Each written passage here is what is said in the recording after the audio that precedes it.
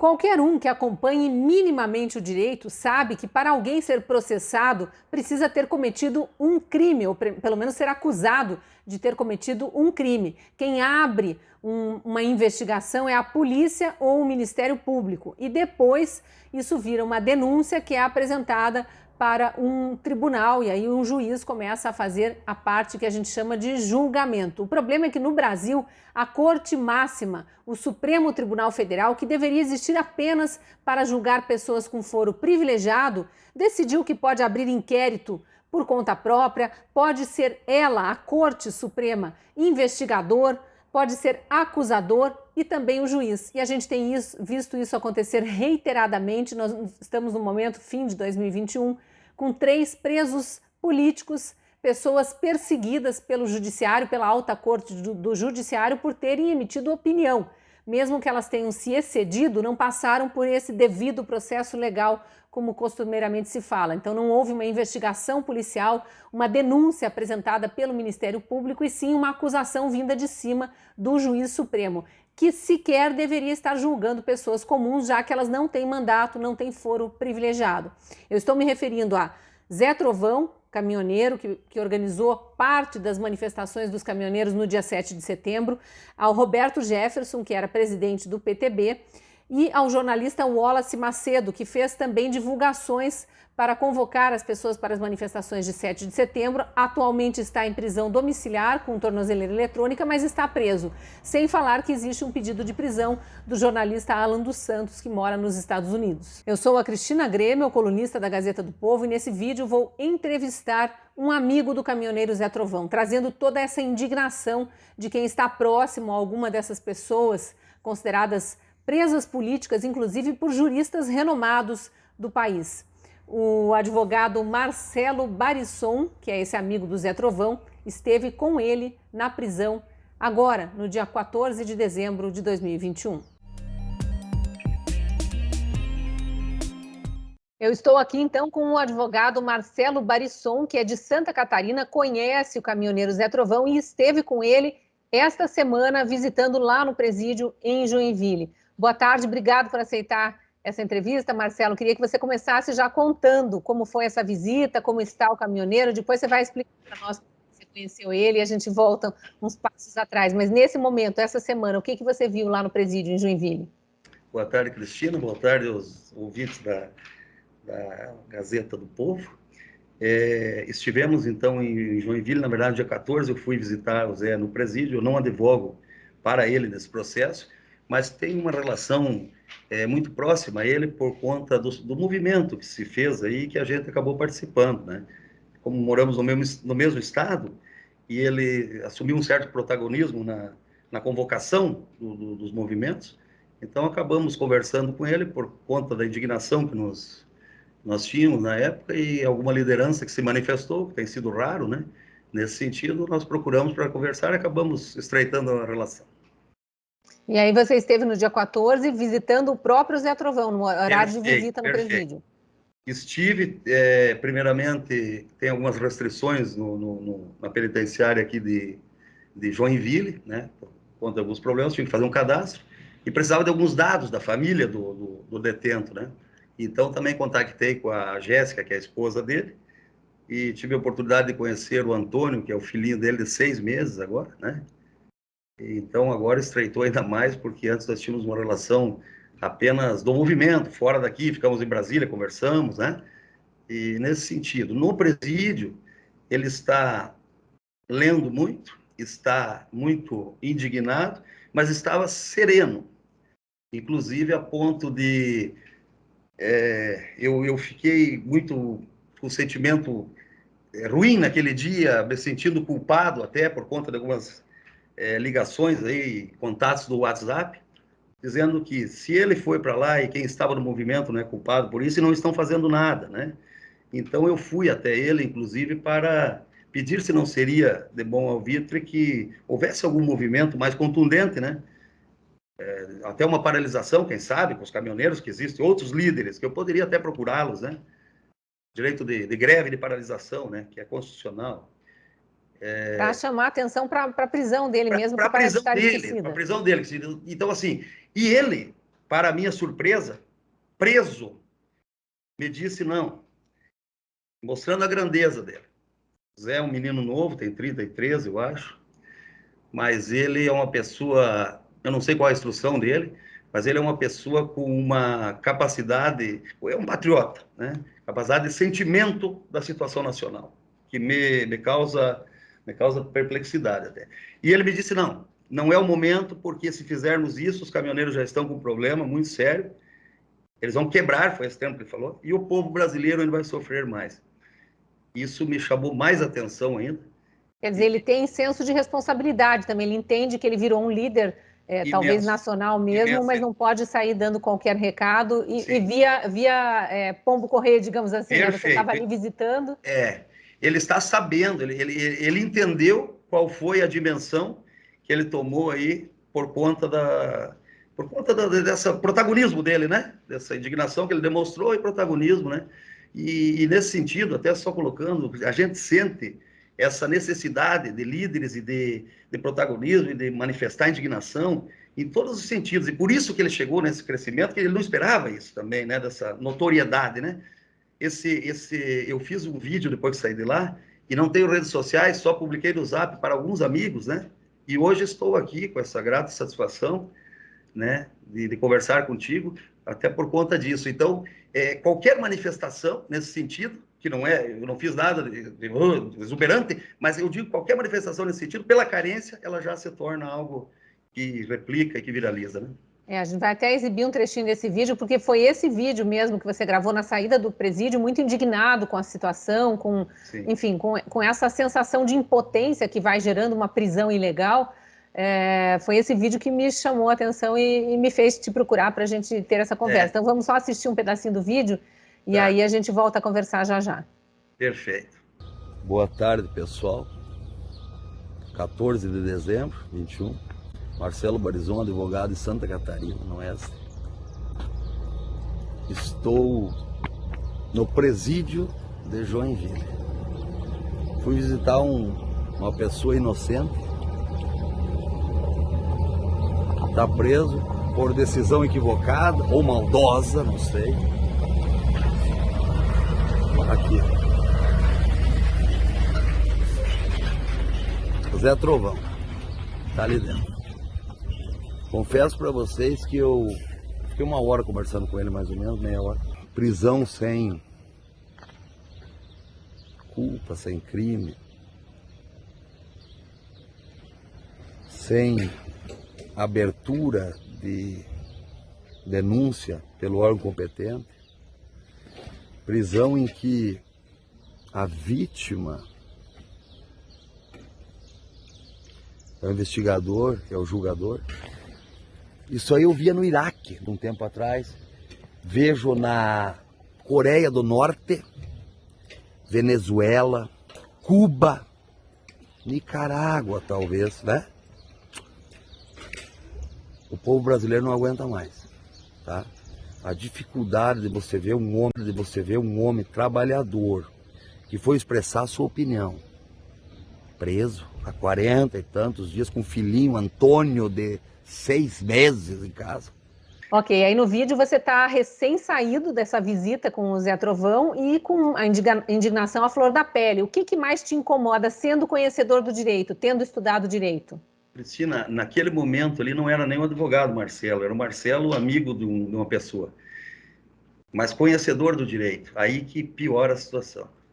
Nós estamos diante de uma prisão com um tribunal incompetente para tal. O foro do Zé Trovão não é um tribunal no STF.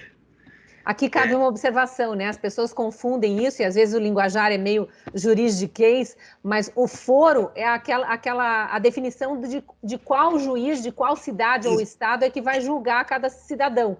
No caso do STF, teria que ser um parlamentar, uma autoridade pública para ter o tal do foro privilegiado. Não é o caso dele, né? Não, ele teria que ser na comarca, né? na cidade, no município, município, né? Comarca, tribunal e os tribunais superiores. E deixamos claro também que fórum incompetente, não estou chamando os ministros de incompetentes, né? Eu estou dizendo que a competência é de outro, só para, na verdade, para a população. No sentido legal mesmo da palavra, né? No sentido legal.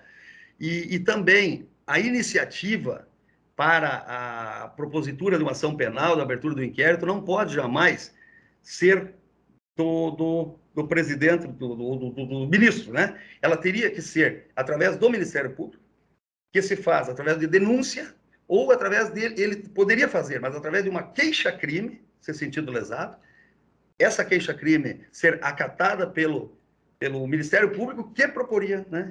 Então, nada disso aconteceu. É um juízo de exceção. Nós estamos vendo um protagonismo ilícito do STF, isso é notório. E eu fiz, quando eu me formei em Direito, eu fiz um juramento, né? E, dentre outras coisas, diz que eu tenho que prezar por ética e tudo mais, e pela Constituição. Pode não ter esse juramento, pode não ter validade para alguns, mas para mim tem, né? Eu entendo que a gente tem que cumprir o que a gente jura, né?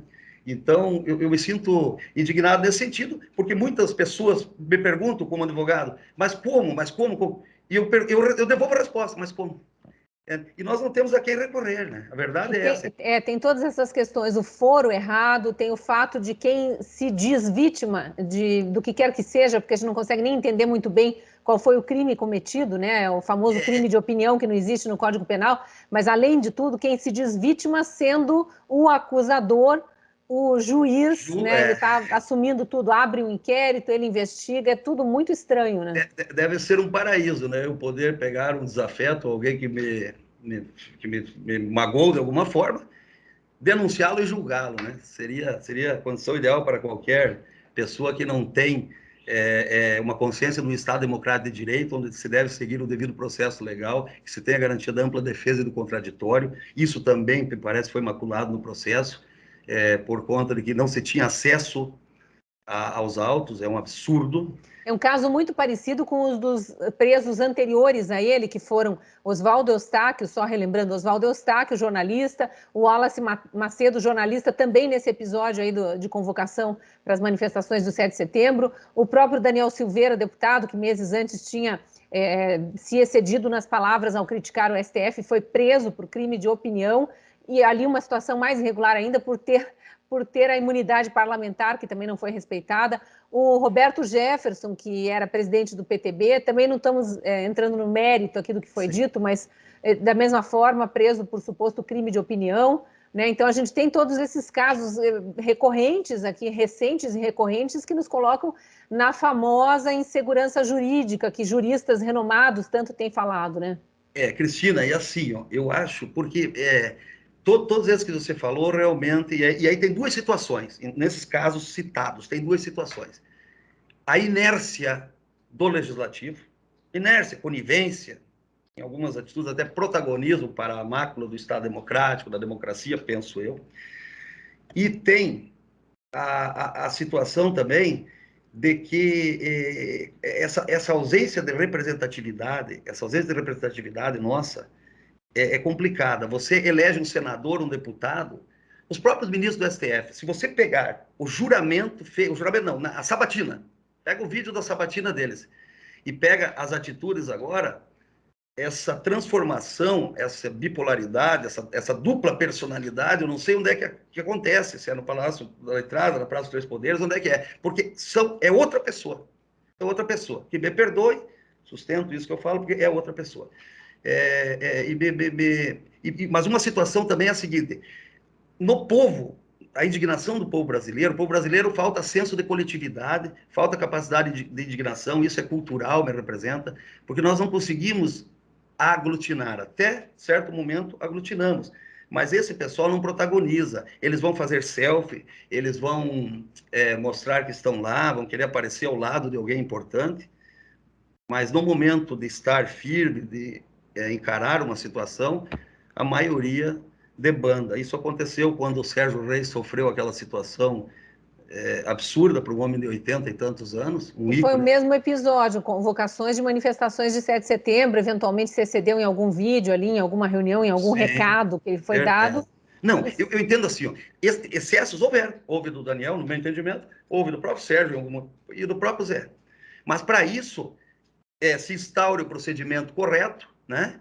e se siga o devido processo legal. Muito bem, porque o devido processo legal, ele tem que ser seguido. Por exemplo, aquele traficante que tanto fala, o André do Rap, foi solto. Ele foi solto, mas está certo, pela lei. Eu não vou dizer que eu concordo. Pela lei está certo. Mas por que para uns é assim e para outros não? O Zé, esse inquérito do Zé era para 7 de setembro. Nós estamos em 16 de dezembro. Então, os requisitos de uma prisão preventiva, que é garantia da ordem pública e econômica, conveniência da instrução criminal e assegurar a aplicação da lei penal, nada disso se sustenta. Não existe motivo para ele estar preso. Não tem motivo. É essa situação que me deixa muito mais angustiado e indignado, é que uns são mais iguais que os outros. Algumas decisões, quando entra de uma pessoa, você sabe como vai sair, sabe? E todos os membros do Tribunal Superior, eles são coniventes, no sentido de não discutir essas ilicitudes, de não combater essas ilicitudes. E nós temos o seguinte, há 5 anos atrás, 6 anos atrás, ninguém sabia o nome de um ministro do STF. E eles chegaram num ponto que hoje todo mundo sabe perfeitamente o nome, o que trabalhou, se foi advogado, se foi juiz, de onde veio, quem indicou. Então, mas de uma forma assim, eles ganharam... De uma forma negativa, né? Porque as pessoas não falam e não acompanham esses ministros por valorizarem o trabalho, entenderem a importância do STF, que é sim uma instituição importante, ou até enaltecerem alguma decisão deles. É pelo contrário, é assim, o constante... eles deveriam defender a Constituição e o constante parece que rasgar da Constituição, né? A cada nova decisão a gente se questiona, meu Deus, como pode e ninguém fala nada? É um sucesso e uma notoriedade. Na verdade, não é nem ninguém falar nada, tem muitos juristas se posicionando contra, questionando, mas, na verdade, quem deveria ser a instância revisora, que é o Senado, isso eu tenho batido bastante nessa tecla, se omite, né? Rodrigo Pacheco, senador, presidente do Senado, com vários pedidos de impeachment dos ministros do STF lá, que por prerrogativa da Constituição mesmo, prerrogativa legal, deveria colocar em votação e deixar que o Senado, como um todo, decidisse, ele não permite sequer a discussão do tema. Se mostrou minúsculo, Pacheco. Minúsculo, minúsculo. E olha a pretensão de querer ser candidato à presidência da República. Eu acho que é até importante que eu faça. E vamos ver a votação em Minas Gerais, porque em Minas Gerais eu estive uns dias atrás. Eu acredito, a única coisa de boa foi que ele derrubou a Dilma naquela eleição, que me permita, né, a brincadeira. Mas outra situação que me causa também uma situação de aflição é a OAB. A OAB, que diz nos representar, eu preciso da OAB, obviamente, para poder atuar. Mas é uma situação complexa. Tem que haver uma reforma muito grande, tem que haver uma percepção diferenciada da situação nacional. É mais uma instituição completamente aparelhada. A gente acompanhou as eleições regionais, agora recentes, assim, São Paulo, que é um caso extremo, né, que concentra a maior parte dos advogados do Brasil, tinham 5 chapas, se não me engano, uma só com candidato conservador, e foi massacrado pelas outras, porque a máquina é muito poderosa ali em cima. Eles se reelegem, vêm se reelegendo, se não me engano, já há 4, 5 mandatos, acho que já tem uns 20 anos, que a esquerda da OAB está no poder, e realmente aí não tem nenhum interesse em atuar como deveria, né, como se esperaria de uma entidade que representa os advogados do Brasil, pedindo que se restabeleça a justiça no país. Eles não entendem a grandeza de uma instituição dessa, que poderia agir, como houve nos Estados Unidos, por exemplo, vários advogados, lendo a história americana, você vai ver que ela se fez em cima de advogados, a grande maioria foram advogados que conseguiram e deram essa nobreza da titulação e da profissão de antanho, porque hoje a gente está enfrentando, os advogados estão enfrentando uma situação de descrédito grande, e muitas vezes por conta do órgão que nos representa. É bom que se diga, só que os advogados também, nós não temos essa mobilização para resolver. No dia de votar para a OAB, alguém liga lá, vamos votar para papai. E deu. Ninguém vai a fundo, ninguém. Então, depende muito de nós essa mudança. Eu acredito que a mudança inicia por dentro, tanto no poder público quanto nessas entidades representativas de classe, como é o caso da OAB. Só que tem que haver mobilização. Eu tenho uma filha de 23 anos que eu comecei a fazê-la verificar nas redes da internet, principalmente, é onde se discutem assuntos dos dois lados, mas tem o lado conservador que se manifesta, porque na TV aberta você, infelizmente, nada consegue verificar nesse sentido, e o que te falam é tudo fake news, e trabalham contra a nação, diga-se de passagem, um parênteses, porque não vendem o Brasil lá fora como uma potência, como um país bom, um país emergente, que pode ser a primeira economia do mundo, se quiséssemos. Pelo contrário, denigrem a imagem da nação. Então, tudo vale, os fins justificam os meios, Maquiavel gostaria. Tudo vale para que eu atinja meu objetivo. Objetivo escuso, penso eu, porque eu não sei qual é esse objetivo, eu não sei o que vale você perder a tranquilidade, a liberdade de andar na rua, porque a maioria desse pessoal que trabalha contra os interesses do povo brasileiro, da nação, eles não podem pegar um voo, eles não podem sair na rua, eles ou têm que andar com um monte de segurança. O que vale para mim essa restrição? Para mim não tem valor, eu não consigo valorar isso, eu nunca faria alguma coisa. Então o sistema é muito forte, porque eles se dão ao trabalho, eles fazem isso. E isso me incomoda. E fiz, então, com que ela começasse a assistir e se informar melhor, e não conduzindo para a esquerda ou para a direita. Eu não tenho um político de estimação, votei no Bolsonaro, já votei no Lula na primeira eleição dele, votei nele. Não estava contente com a outra opção que tinha, votei nele. Acho que no começo até não foi ruim, pelo que nós sentíamos da outra. E ela ficou apavorada com o que ela viu. Ela não tinha senso crítico, ela não aprendeu na escola o senso crítico. Eles ensinam teoremas, eles ensinam teses fabulosas e não ensinam uma regra de três, eles não ensinam as coisas da vida, eles não ensinam a pensar. A escola tem que ensinar a pensar. Nós temos que começar a trabalhar em cima dos nossos jovens, porque eu tenho 50 anos hoje. Nós, Cristina, a nossa geração, eu acredito que não verá, mas já contribuiu e muitos estamos contribuindo, não verá uma mudança realmente substancial nesse país. Mas já contribuímos muito, o sentimento de patriotismo voltou à nação e tem que ser, independente de esquerda ou direita. A nossa bandeira é verde e amarela, aqui na parede uma pequenininha. Tem que haver isso. Nós precisamos valorizar a nossa bandeira, o hino nacional. Você chegar e cantar, nos Estados Unidos canta o hino nacional, todo mundo para e canta, em sinal de respeito, estando na rua. Aqui canta o hino nacional, o cidadão está mascando chiclete com o boné virado, outro está conversando, outro está vendo o celular. É um absurdo. Quer dizer, não se tem mais. Nós tínhamos, e vamos dizer que isso é conceito de direita, o SPB, Organização Social e Política Brasileira, Educação Moral e Cívica, tinha que ter isso ainda nas escolas. Sim. Regras. Escute, Marcelo, para a gente voltar à origem da conversa aqui, explica brevemente para a gente como que você conheceu o Zé Trovão e qual foi o teu engajamento naquelas manifestações de 7 de setembro, porque os vídeos que ele gravou na época foram retirados do ar. Eu mesma acho que ele assistiu um vídeo em que eu não lembro de nada muito grave que pudesse ser enquadrado em algum artigo do Código Penal, nem mesmo em injúria, calúnia, difamação, que são passíveis de processo, mas não jamais de prisão, né? Resultam apenas em multa se houver condenação.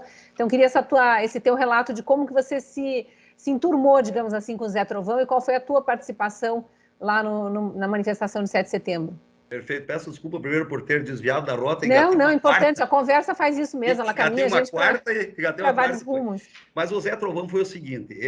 Eu estava, na verdade, verificando no YouTube algumas coisas e vi um vídeo dele, mais ou menos numa época em que eu tinha gravado um vídeo no Zap por conta de uma indignação também com a situação da Covid, né?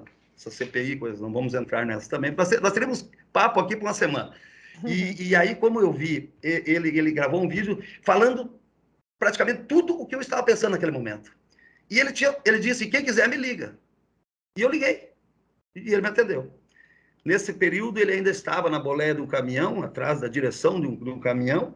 Ele é de uma região próxima à sua, em Santa Catarina, Isso, né? Justamente. Eu moro no interior, na cidade de Capinzal, onde, né, eu tenho um escritório, mas estou em São Francisco do Sul, passo grande parte do tempo. Aqui ele mora em Joinville, que é 30 quilômetros, litoral norte de Santa Catarina, muito bonito.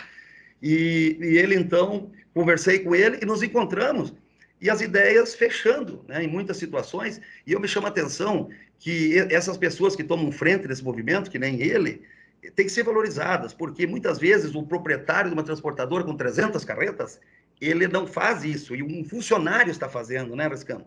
Aí, acabei participando de uma reunião, onde nós demos uma ideia para ele de fazer uma situação, de sair da estrada, porque tinha, né, e se dedicar um pouco a esse movimento.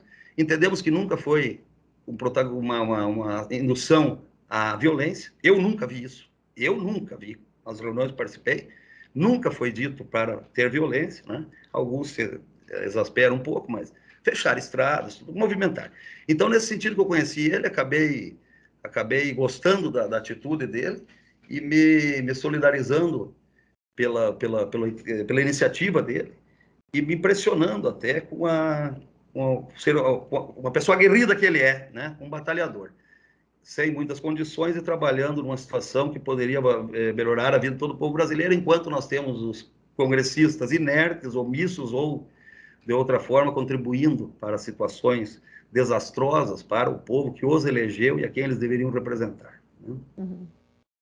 E aí você participou das manifestações de 7 de setembro? Participei ativamente, fui para lá, auxiliei em algumas situações e digo, se a denúncia lá, eu não posso falar, eu não sei se é denúncia, se é queixa-crime, se é inquérito, aquele negócio que o Alexandre de Moraes fez lá, porque no direito eu não consigo nominar isso, porque essa peça não existe. Então, não houve um ato de violência. Inclusive, nós passamos por detectores de metal lá, sabe, Cristina? Isso em Brasília, no dia 7. Em Brasília. A fila ia da rodoviária do centro de Brasília até lá embaixo, perto do Palácio do Planalto, 2 filas, porque colocaram 2 detectores de metais só no lado que eu estava. Pessoas quase desmaiando no calor. Eu nunca vi detector de metal em outros tipos de manifestação. Lá não houve, você não viu uma lata de refrigerante, de água, de cerveja no chão. Ninguém deixa. Topo de cigarro ninguém joga.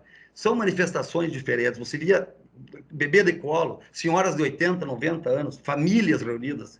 Isso a grande mídia não mostra, mas isso me impressionou, inclusive, sabe? Me impressionou.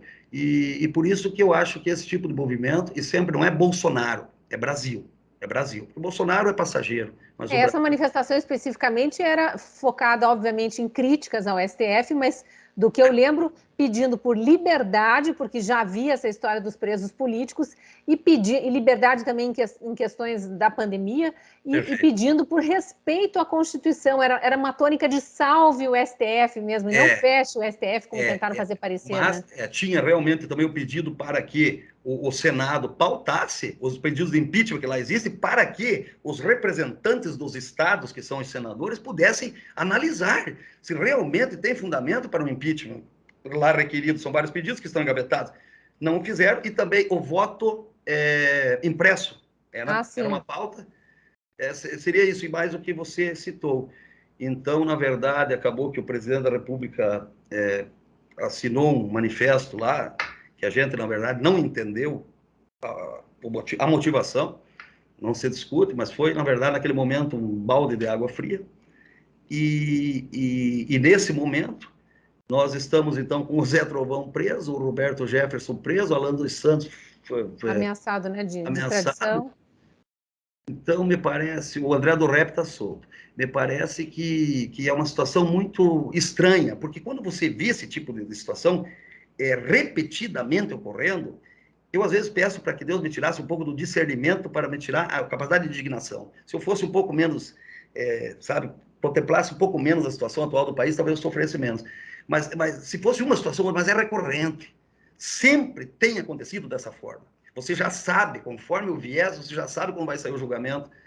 Então, eu posso pensar, supor que tem alguma coisa errada, que tem alguma vontade. Eu tenho que supor isso, porque outra forma não tem. Mormente quando essas situações destoam da legislação brasileira, em especial da Carta Magna da Constituição, que é a lei que deve justamente ser respeitada, cuidada, zelada. A gente reitera sempre, eu também sempre que comento esses assuntos em relação ao STF, que a única saída dentro da Constituição, do que estabelece a Constituição, que cabe a nós, brasileiros comuns, é escrever e-mail, ligar ou marcar nas redes sociais o senador Rodrigo Pacheco, que é o único brasileiro entre 220 milhões que pode colocar em votação os pedidos de impeachment de ministros do STF, que, por sua vez, não respeitam a Constituição.